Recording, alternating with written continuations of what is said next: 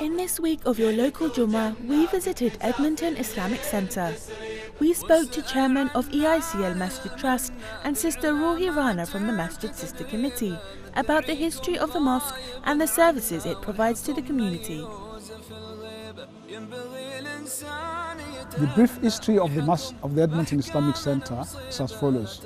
It started from Millbrook Road, which is a house of a brother who was organizing madrasa for children, and from there a property was rented from the Enfield Council in the Edmonton Green, where they started having 5 times daily prayer and Jumu'ah. And from there it moved on to the premises of NatWest Bank, which is up the road on 4th Street. And from there, just across the road, we came into this building here. And each time, it's got bigger and bigger. The sisters' facilities have increased, and we'll be able to provide more and more facilities for the sisters and the youngsters that come to this community and to this masjid. The services that the masjid provide include lectures delivered by renowned scholars who come from all over the world for both adults and children, madrasa for children, classes, Islamic classes for adults and children, Family Fun Day, which is the very popular annual activities in this masjid. We get all sorts of people come around from different nationalities, different countries, and both Muslims and Christians meet in the masjid compound and as a fundraising activity. We also have school visits from both secondary and primary schools periodically. We also have what is called Banquet of Bliss. The services that the mosque provides for the sisters are quite a few. We have Islamic classes. We are a very diverse masjid here. We have a lot of Somali sisters, Turkish, Pakistani, and we try and cater for all of them. We have weekly classes for different communities as well as collective classes as well. The other services that the mosque provides is that we have a funeral service which is quite large, and people from all around London come and use our service here. We have the banqueting hall, which we're blessed to have. We have community weddings here. We are also looking to provide more facilities, hopefully within early next year. We're looking to do parents drop-in sessions where parents can come in and discuss issues about their children. We're hoping to do parent advisory courses as well, where parents can come and learn about how to keep up with their children, what's going on outside, what's happening in the schools, and give them the Islamic perspective around everything. We have over 50 different nationalities worshipping in this masjid, which shows how diverse this masjid is. And it shows as well, you'll see today, the people who come here to worship, they're from different backgrounds. And in the same way, even the trust itself, diversity is there. Although it was started by our Bangladeshi and Pakistani brothers, but I'm here now as chairman, but I'm not from that side of the world. And we also have representation from other parts of the world as well. In the khutbah, special guest Sheikh Yasir Khadi discussed the tafsir of Surah Al-Kawthar. My dear brothers and sisters in Islam, we are all aware that the smallest surah in the Quran is Surah Al-Kawthar. And because of its small size, we find ourselves, due to our own laziness, always reciting Surah Al-Kawthar in every single salah, maybe even in every single rak'ah. And we choose Surah Al-Kawthar because it is the smallest surah. But if we knew the meanings of this surah, if we appreciated the context of its revelation, if we only understood why Allah subhanahu wa ta'ala revealed it and the profundity of its meanings, then I swear by Allah we would never trivialize this surah. And we would choose this surah out of a love of it and not because it is the shortest surah.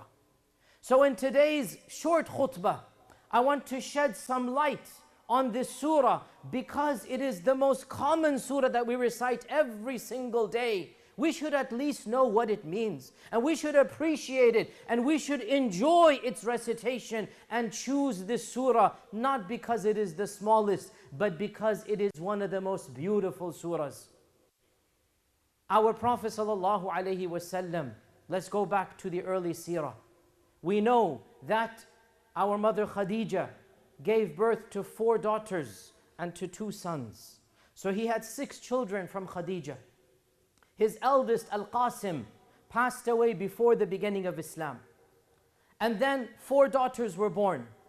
And then the only son that was to be born in Mecca, the final of the children of Khadija, was born. This is the only son that is born in the prophetic period of Mecca. And our Prophet ﷺ called him Abdullah. And his nickname was At-Tayyib, and another nickname was At-Tahir. So his name is Abdullah, but there are nicknames, At-Tayyib and At-Tahir. And the family of the Prophet ﷺ was happy. Our Prophet ﷺ was happy. Who wouldn't be happy to be a father? But Allah had willed that our Prophet ﷺ never have any sons that grow up to full age. مَا كَانَ مُحَمَّدٌ أَبَا أَحَدٍ مِّن رِجَالِكُمْ. Allah has said in the Quran, this ayah came down in Medina. Muhammad ﷺ will never be the father of any of your men. Allah said it for wisdoms beyond the scope of this khutbah. So Allah Azza wa Jal had willed that no son would live to a ripe age. So what happened? Abdullah, that young child, that toddler, passed away at the age of 1.5. Very tender age for the death of a child.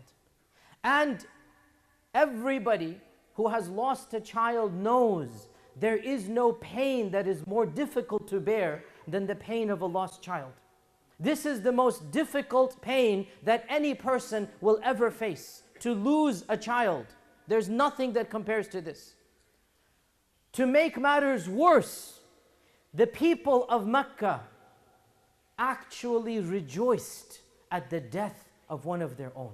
You know, even when your enemy, when his wife dies, his child dies, if you have even an ounce of sympathy, that's the time you set aside your animosity and you say, my condolences, I'm sorry.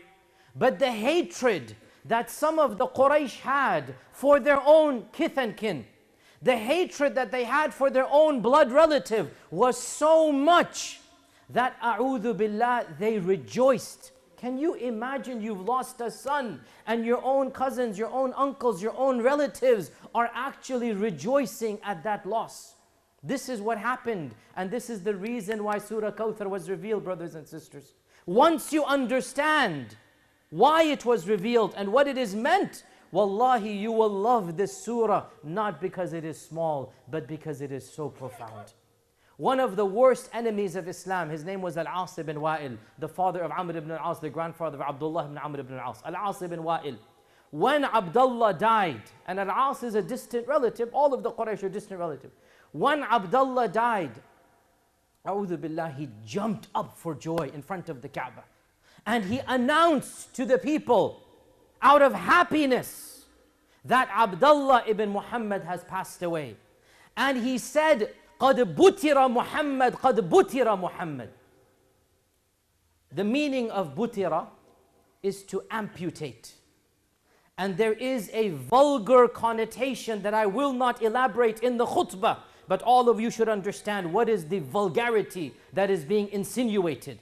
That Muhammad ﷺ has been amputated, he has been amputated. And the meaning that Al-As ibn Wa'il wanted to imply was that because there are no sons, the religion of Islam will die out. There will be no legacy, because the Jahili Arabs, for them having a son was everything. For them the son carried the legacy. So when the son dies, the assumption was the religion will die with the death of this man. So Al-As ibn Wa'il rejoiced and he shouted out, قَدْ بُتِرَ مُحَمَّدْ قَدْ بُتِرَ مُحَمَّدْ. Can you imagine the pain of our Prophet ﷺ? To console Rasulullah, Allah revealed the Quran. Who can calm down? Who can cheer up? Who can give condolences to the best human being?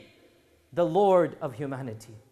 He sent down Surah Al-Kawthar to cheer our Prophet ﷺ up. This is the reason why the surah was revealed. How can you possibly trivialize this surah, knowing that Allah sent it down to give happiness to our Prophet ﷺ at the time of sorrow? And Allah Azza wa Jal revealed, Inna a'tainaka al-kawthar.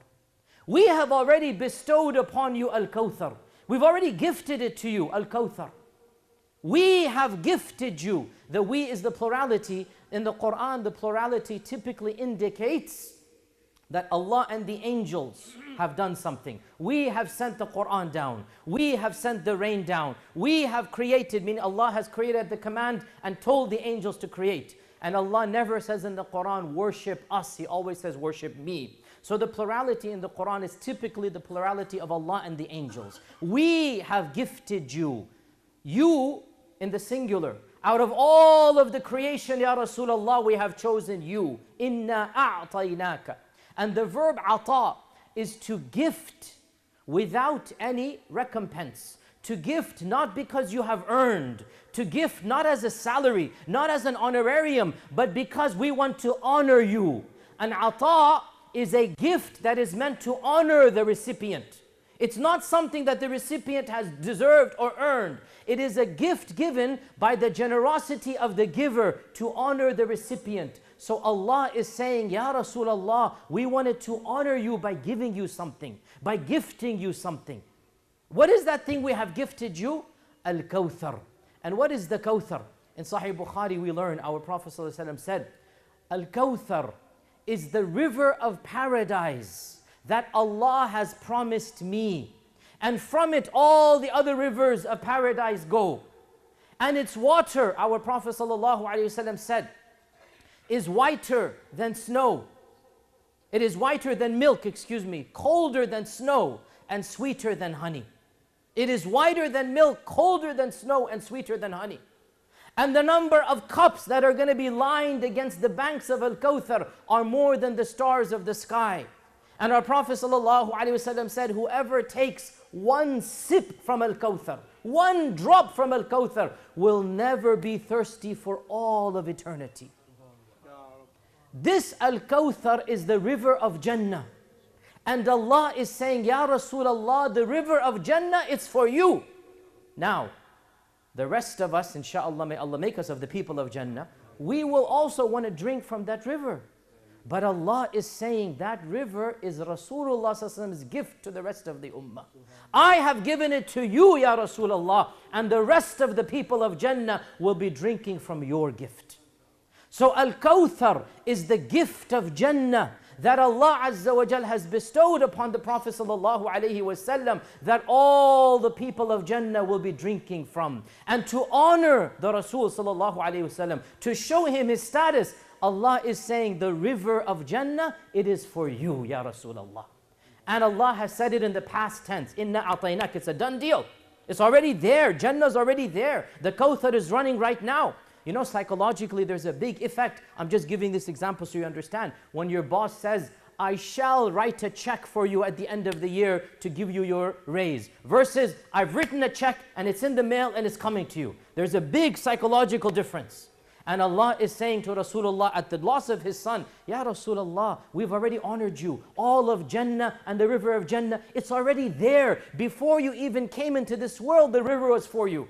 Ya Rasulullah, if we gifted you then, do you think we're going to deprive you now? If we have the river of Jannah named after you and for you and dedicated to you, do you think we're going to abandon you now? Ya Rasulullah, we've given you something much more precious than one life. It is the life of all the people of Jannah drinking from Kawthar. Inna a'tainaka al-Kawthar. And the meaning of al-Kawthar is the source of kathir. Al-Kawthar ala wazni faw'al is the source of where kathir comes from. And kathir means what? It's a lot. Kathir means a lot. And how much water will the people of Jannah need to drink? And for how long will they drink that water? And for how long will that water flow to feed the people of Jannah? Can you imagine? How much water will there be? Kathir and kathir and kathir. That is Al-Kawthar. Al-Kawthar, the source of kathir. Where does kathir come from? And kathir means what? Plenty. Kathir means lots. Where does lots come from? From Al-Kawthar.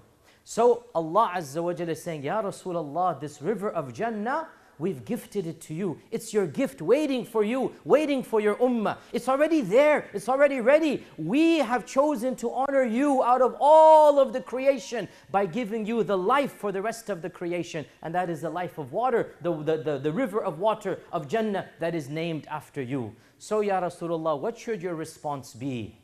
فَصَلِّ لِرَبِّكَ وَانْحَرْ. Fa here means therefore.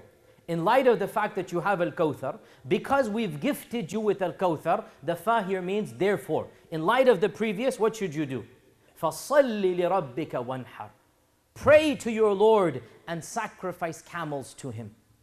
Now, notice, Allah did not say, you had better pray and then I'll give you Al-Kawthar. You do not earn Jannah through your salah. I do not earn Jannah through my zakah. Jannah is too precious and you cannot bargain with anything in this dunya to purchase Jannah. Jannah is beyond the price I can afford and you can afford. Our salah and our zakah will not earn us Jannah unless Allah takes whatever we have and He magnifies it, blesses it infinitely with His mercy, and then He gifts us Jannah as a gift from Him, not as something we have earned. Our Prophet ﷺ said, there is not a single person amongst you who shall enter Jannah because of his deeds. We don't barter with Allah, oh Allah, I'll do this, you do that. Allah doesn't need us, and our deeds do not benefit Him. And no matter how much deeds we do in our finite time in this world, it is not worth the eternality of Jannah. So Allah is gifting us Jannah. But in order to thank Him, what do we do? فَصَلِّ لِرَبِّكَ وَانْحَرْ. Therefore, Ya Rasulullah, pray to Allah and sacrifice camels to Him. Our good deeds, them in and of themselves do not earn Jannah, but Allah will bless those deeds and Allah will magnify those deeds so that yes, those who show righteousness and those who show taqwa, that small amount that they show, Allah Azza wa Jal will then give them more than what they deserve. Also, this indicates that the blessings that we have even in this world, the blessings of wealth, the blessings of health, the blessings of family, these blessings are not things that Allah Azza wa Jal gives us because of our ibadat. Allah gifts all of these blessings in different amounts to different people. We all have health to some degree. We all have wealth. We all have family. Allah gifts. What should our response be in light of those gifts? فَصَلِّ لِرَبِّكَ وَانْحَرْ. After the khutbah, we asked the Sheikh why he chose the topic and asked the worshippers to share some of their reflections of the khutbah. I always love to give khutbahs about either tafsir or hadith because I want to bring the Muslims closer to their text, and especially those surahs that they recite all the time.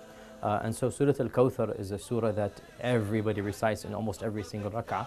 And I want the Muslims to appreciate the beauty of the Quran and to allow these surahs to, every time they recite it, to increase their iman, to make them spiritually cleansed, to come closer to Allah subhanahu wa ta'ala. And I personally, I love Surah Al-Ikhlas, Surah Al-Kawthar. They are one of my favorite surahs in the Quran, not because of their size, but because of their profundity and their meaning. So the goal of today's khutbah was to make sure that each and every Muslim, as they recite these surahs, they appreciate, even if partially, they appreciate the beauty of these surahs and they allow these surahs to increase their iman every time they use them.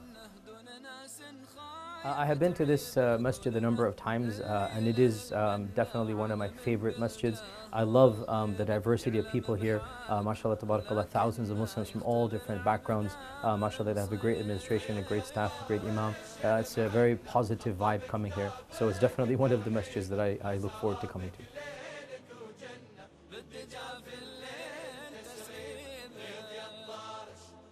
Alhamdulillah, khutbah was great. This is very rare that we hear khutbah like this in our masjid. Alhamdulillah, we do have occasional speakers we do benefit from, but today khutbah was, alhamdulillah, it was great khutbah as the Sheikh explained every bit of details about the shortest surah we normally recite.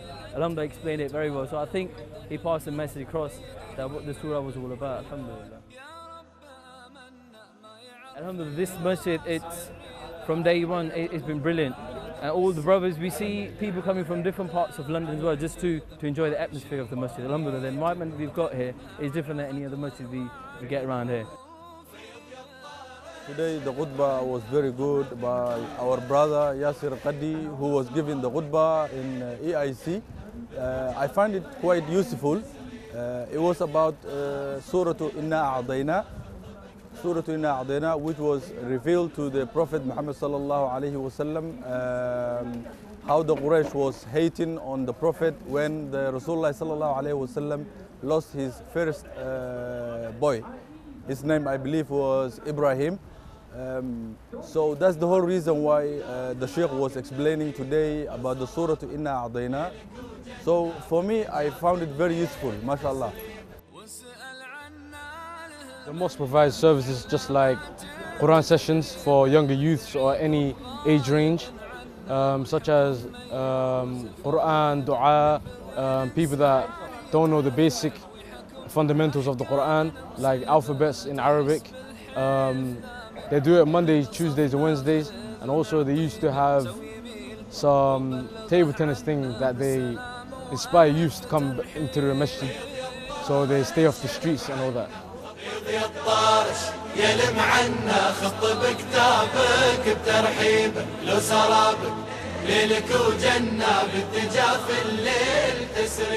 واسأل عنا